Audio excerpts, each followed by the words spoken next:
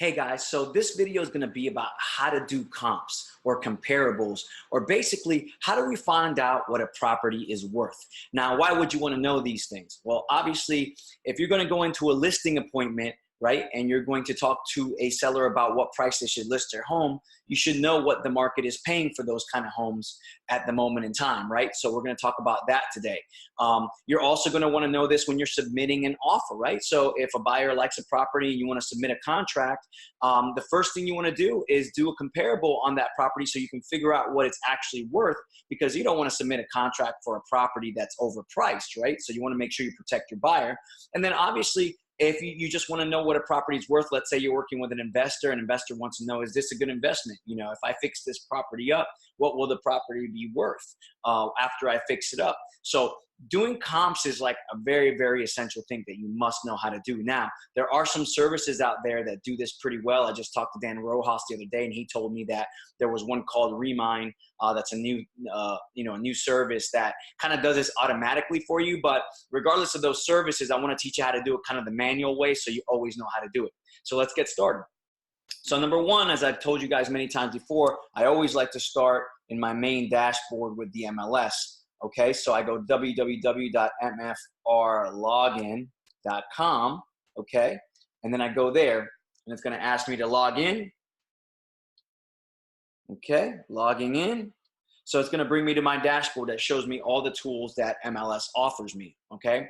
Now, depending on what situation you're in, for instance, if you are working with a buyer that wants to purchase a property and that property is listed, then the property is going to be on the MLS. So you'll know exactly, the beds, the baths, the square footage, because really you want to only compare properties that are very similar to your property, okay? So, that way, if it's already listed and you're about to put a purchase contract in, then you don't have to go through this process that I'm about to show you right now really quick, okay? So basically, it's like this. Let's say you have a listing appointment, right? And you want to know what a property is worth so you can talk to a seller about listing it. Well, you probably don't, obviously that property's not listed, so you don't know the beds and baths. One of the easiest way to find beds, baths, square footage, and things like this is to go to the public records, okay?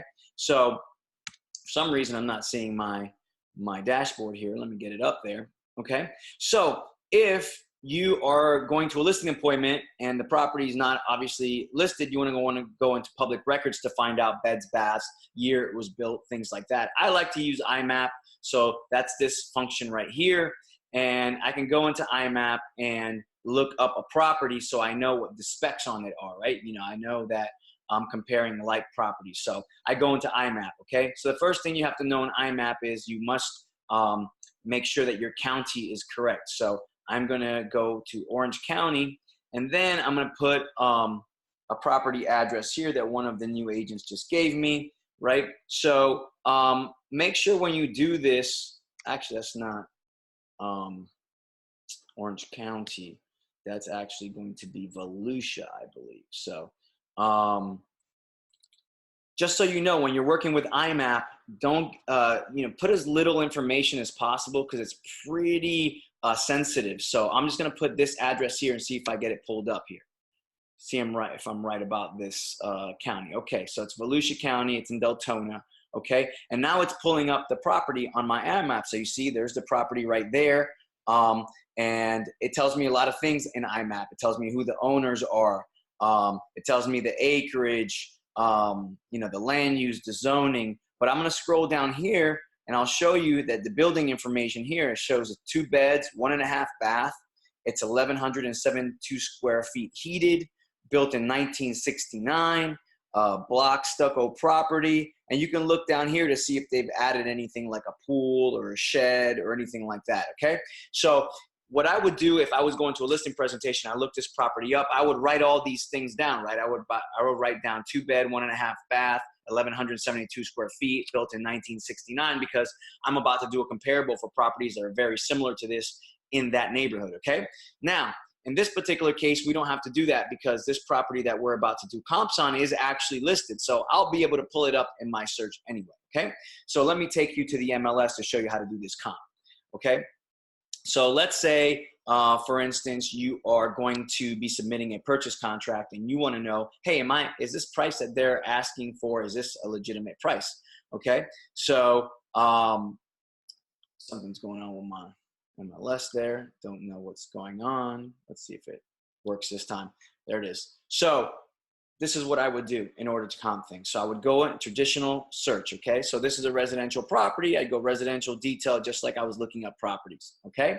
So I would go in and I would actually click active, pending, and sold because I want to see what's on the market. So who's my competition, okay? I want to see what's under contract right now, okay? Which is a good indicator. I can derive some clues from that as to what the price of the house is. And then obviously sold, because sold is going to be my best indicator of what people are paying for, right? So a property is worth what the market is willing to pay for it, right? So that's something that you should always talk to your sellers about. Is like, you know, it doesn't matter if you pick a number out of there or I pick a number out of the air. The reality is that the market's going to pay what they're willing to pay for your property, and that's what the market value will be, okay? Now you can see that right here, it automatically puts 0 to 180. That's 0 to 180 days. That means that it's looking for pending and sold properties in the last 6 months. And that's what we want, right? There's no point in looking at a property 2 years from now or 5 years ago, because that's not going to be accurate to where the market is now. So 6 months back is usually what an appraiser will look at as well.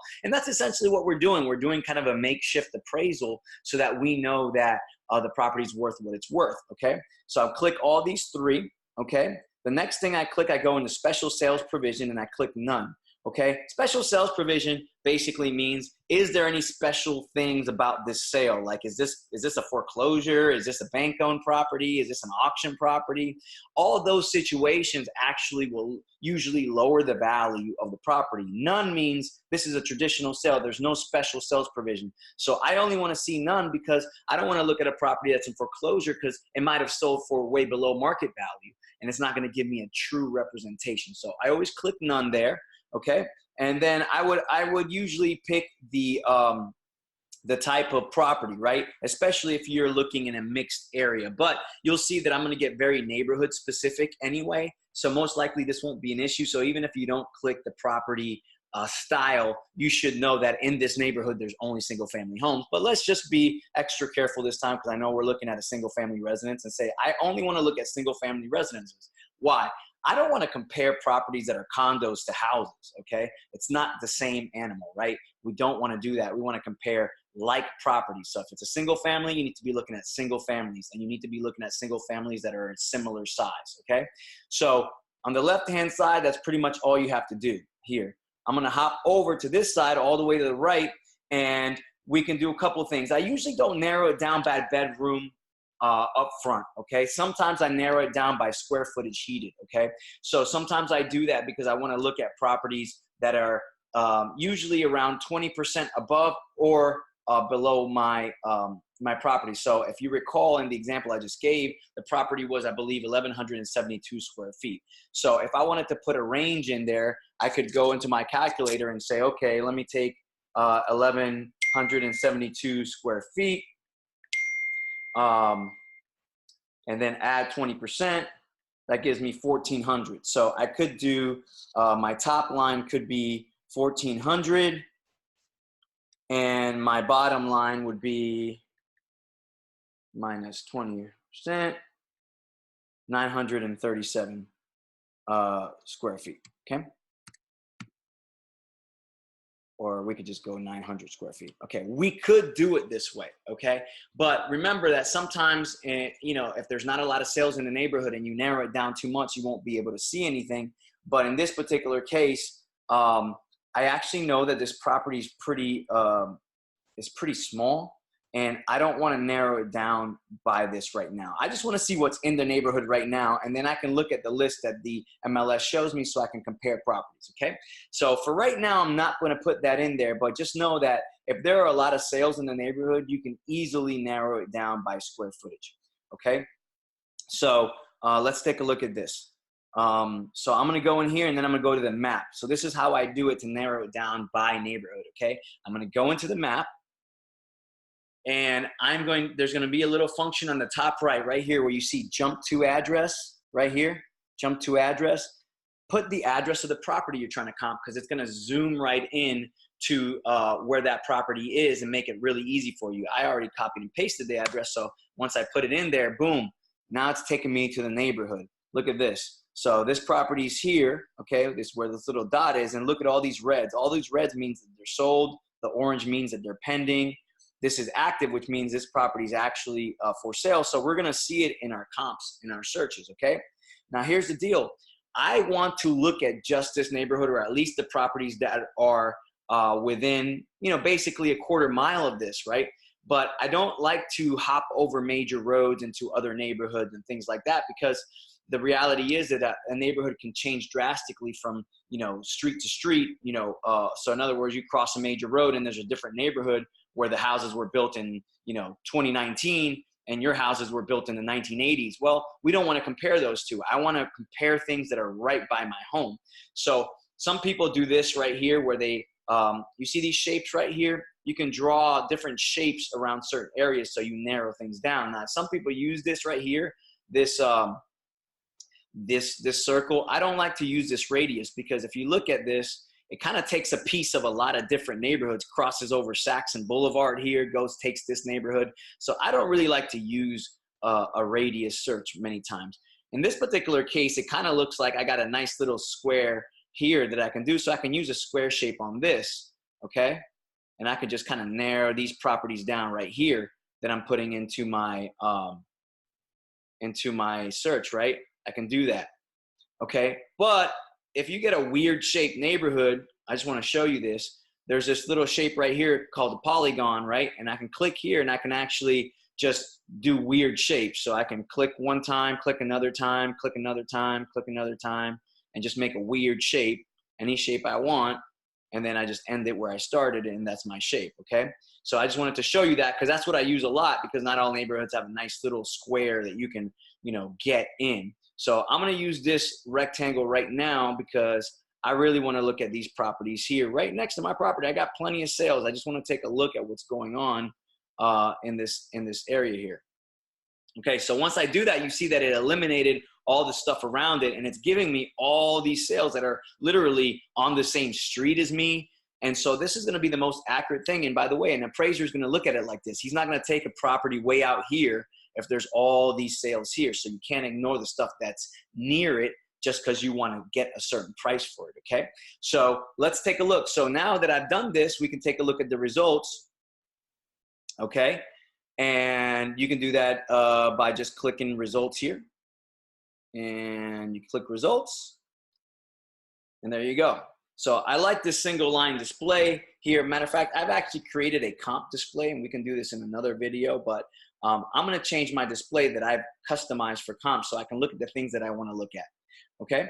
So here's the deal. Here's the square footage, here's the beds, and we're trying to compare apples to apples, okay? Now, this is interesting here. This is actually our property. This property that's active right now is our subject property, because I said this was for a purchase, so this is actually listed, okay? Take a look at this. This is actually our subject property right here, okay? It's 884 square feet. Look how much smaller it is than all the rest of these properties, okay? This is very interesting, because so you know, when properties get smaller, the price per square foot naturally rises, okay? And when a property gets bigger, it naturally gets smaller, okay? So that's pretty normal. It doesn't happen every time, but as you can see, take a look at this. Ours is 884 square feet, okay? Take a look at the list price per square foot, $164 a square foot. Now look at all the other ones, 125, 113, 123. Those are all bigger properties with lower price per square foot. It's really hard to compare really big property with a really small property, and that's why I usually do a square footage range that's only 20% above or below. But I've noticed something here in looking at this. This says it's 884 square feet, okay? And then I'm gonna go into public records, back to this property again, and I'm looking at it, and remember, it's actually saying it's 1,172 square feet. So this is really interesting. This could actually be a pretty bad mistake by the agent, because right now that property seems drastic, that, you know, it seems a little overpriced price per square foot wise, but it's actually an 1,172 square foot property, at least based on public records. But look what it's saying in the matrix, $884. So that could actually be a really great opportunity for somebody. And this is why sometimes if agents don't know what they're doing, you can get a great deal. So look how big of a difference that makes. Okay. But for right now, let's take a look at this property and see what we think it might be worth. Okay. So based on this 884 square feet, I mean, the closest property to that size is this one that actually sold for, or is pending at $125 a square foot. Okay, so if I were to take $125 a square foot and multiply it by 884, okay, I get 110,500. Okay, I don't actually think that's the price of this home, but you can see that once I start playing with the price per square foot and applying it to different square footages, okay, that's how I can get some kind of more apples to apples comparisons, or at least start putting some numbers in my head. So I think that's way too low. So let me look at the stuff that's sold here, and let's see what the next highest price per square foot that's sold here. Okay, so of the solds, it looks like the next highest one is $127 a square foot. Okay, so let's take $127 a square foot times 884. Okay, that's 112. Still, I think too low for that neighborhood. But notice that these properties are 4 4s, 5 4, 3 2s. Here are the 2 2s, and we're a 2 2. So really, it should be basically in this price range. But here's the deal, guys. I don't actually think that this property is 884 square feet. Based on public records, if I take 1172 times $123 a square foot, now I'm at $144, 144,000, which is actually pretty on point with what this is. This is a big mistake, I think, by the agent. Okay, so as you can see, when I look at this kind of stuff, you're basically just a detective looking for clues. Okay, so you're looking for clues as to where the property's priced. In this particular case, it's a funky deal because I actually don't think this property is 884 square feet. So if it's 1,172 square feet, like the public records say, then really, how would I find out what the price per square foot is, right? So if I took 145,000, which is their list price, right, 145,000, and I divided it by 1,172 square feet, I'm going to get the price per square foot, which would be literally 123, which is exactly what this 2-2 sold for. Okay, so let's just go ahead and compare these two since they seem to be kind of apples to apples. This one actually sold for 164,000 square feet. I mean, $164,000. Ours is priced at 145. Okay, so if I look at this property, I'm gonna take a look at it because I want to see what the inside looks like and how it compares. So a couple of things you want to take a look at. Okay. How about this days on market? So this property sold and it went under contract in 3 days. That means this property was pretty hot. Like, I mean, this is a solid price for this property. You know, how do we know? It went under contract in 3 days, so people were all over it. Okay. It sold for exactly the price that it was listed at, $164,900. But let's take a look. It's moving. Look at the description: new roof, new kitchen, new baths. So there's a reason this property was hot, right? And so what I'll do is I'll look at this property and I'll look at the inside.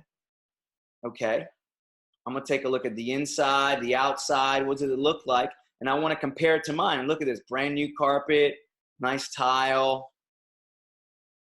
You know, kitchen's not necessarily, stainless steel. I mean, it has stainless steel, but it doesn't have granite or anything. But hey, look, you know what? It's a good looking property. You know, it's clean. I mean, it looks like everything looks fresh and new, and that's what people love, right? And it's vacant, so it's nice, shows very nice, doesn't have a bunch of people's stuff in it, right? So this is pretty cool. Okay, so let's take a look at ours. Let's go back to the display. This is ours right here. This is the property that these people are buying. So let's take a look how it compares. Okay. All right. We got some nice flooring here. Looks pretty clean. Has the stainless steel, some backsplash. You know, in all actuality, these properties seem pretty comparable, to be honest with you. There's just, differences in the square footage. Like I said, look at this. This property's been on the market for 68 days. The one that I just showed you was on the market for 3 days and got a contract. This property is priced under that. Now, if I'm looking here, I can see one difference in this property. It has 1.5 bath rather than 2 baths, and the other property had 2 baths, right? But at the end of the day, remember that as properties get smaller, the price per square foot goes up. But once again, when I'm looking at the square footage of this property, I think they messed this up.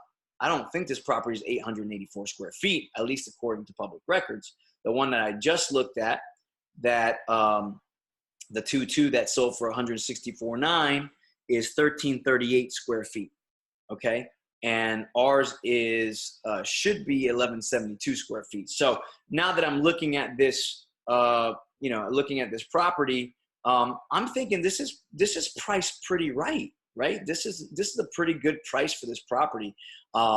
Yesterday, I was actually under the impression that it was 884. So when I talked to the agent, I was like, man, there's a good chance this property doesn't appraise. But if the public records are right, I think this property will appraise.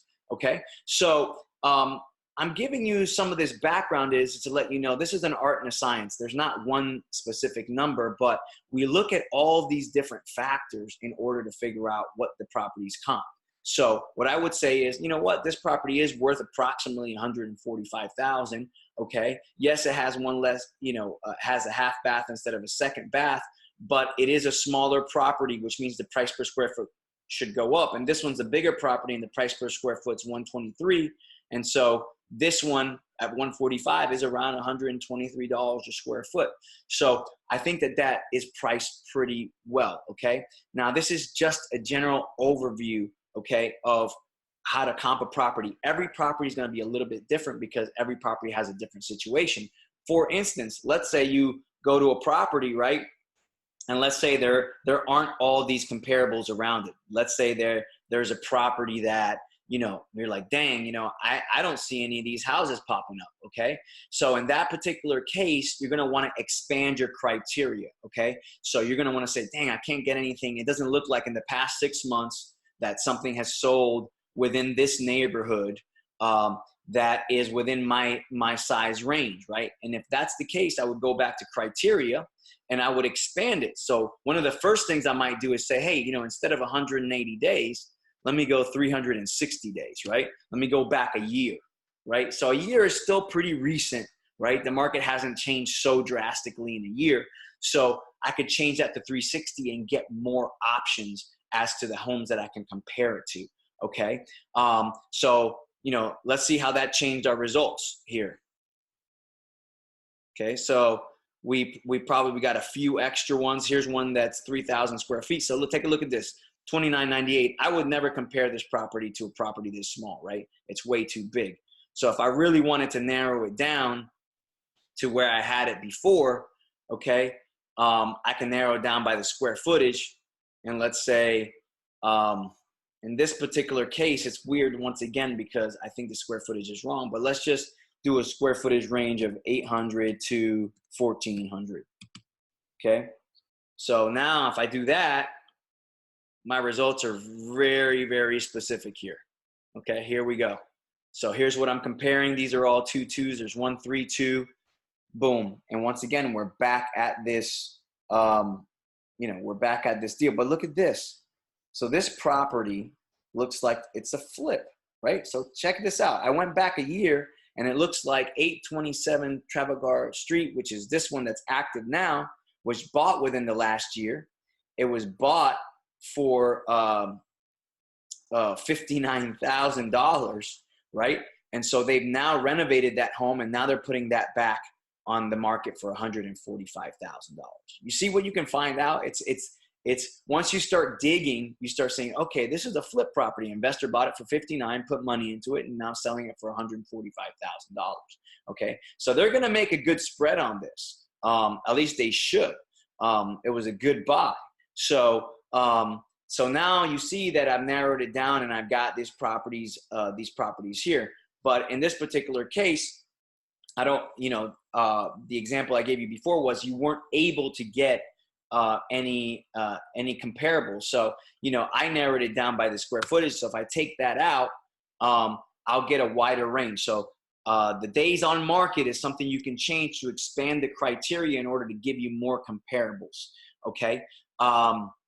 Another thing that you can do in order to just give you more options is, let's say you did have the square footage in there like I just did, and I took it out, right? Let me take the square footage out just to see what's going on in the neighborhood, right? So if I narrow it down too much and I don't get anything, I can take some criteria out so that I just see the whole neighborhood. Say, okay, I know I'm not supposed to compare a property that's 800 square feet with one that's 2,000 square feet. But if that's all I got, then I'd rather kind of stay in the neighborhood and see what's going on. And then I'm going to have to make a determination based on what's going on in that neighborhood as to what the property will sell for. And once again, you're just going to have to use your common sense and your detective skills.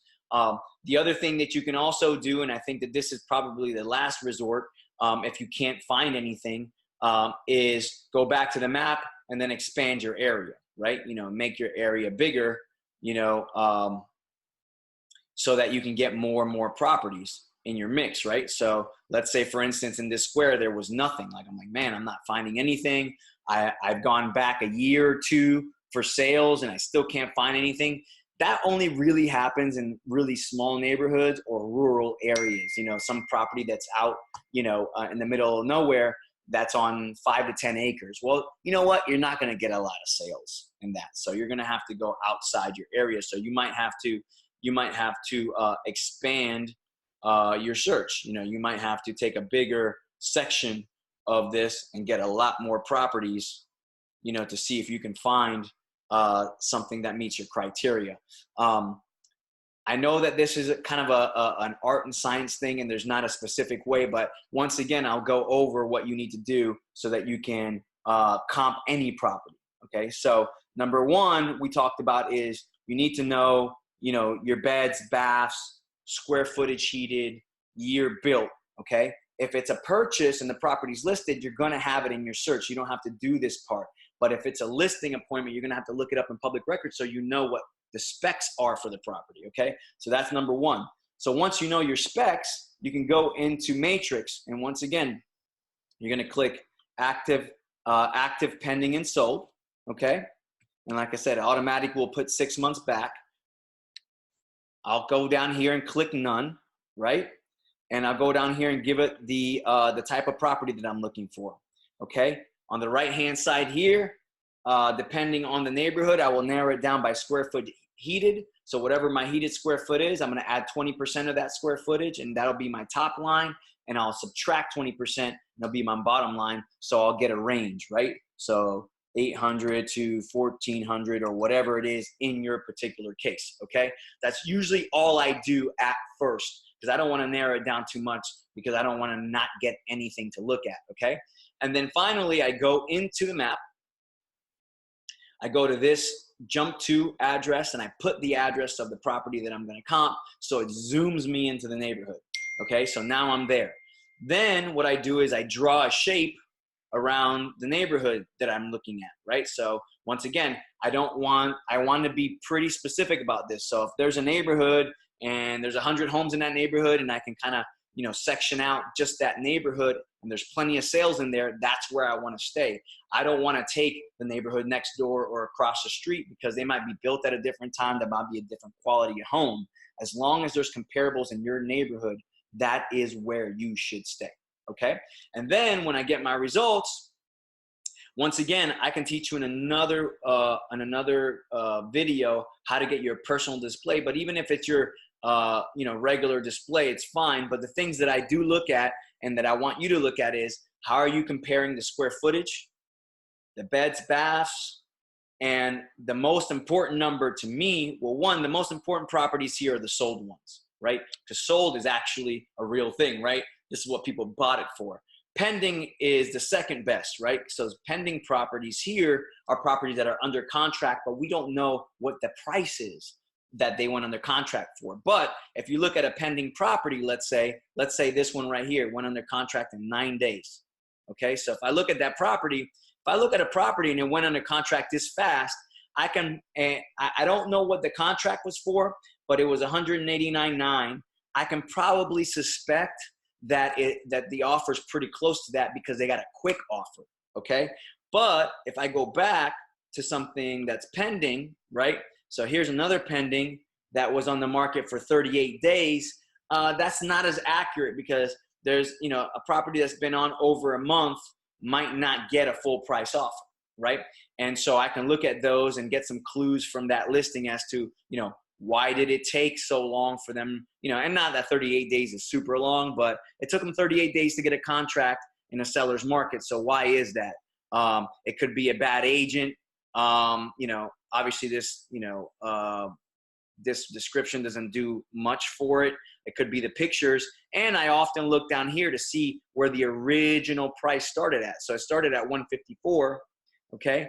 And they lowered it to 153.5, and they eventually got a contract in 38 days. So I don't know where that contract is, but it gives me some clue, okay? But once again, the most accurate will be the sold properties.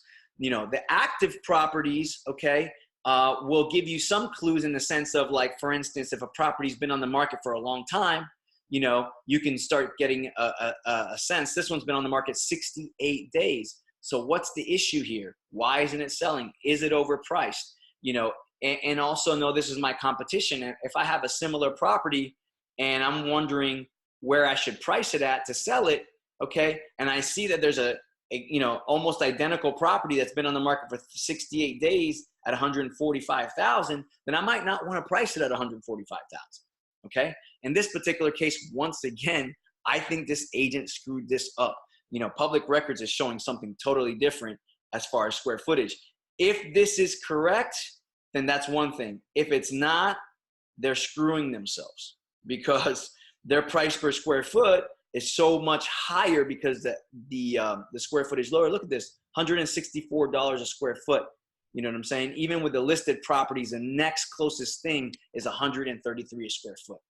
Okay, so if they screwed that up, they are actually shooting themselves in the foot because this property's been on the market for 68 days. Guys, I hope this helps. Obviously, I'm always here for questions, but I want you to watch this video and start getting a sense of what you can do on your own to comp these properties. All right, guys, I'll see you.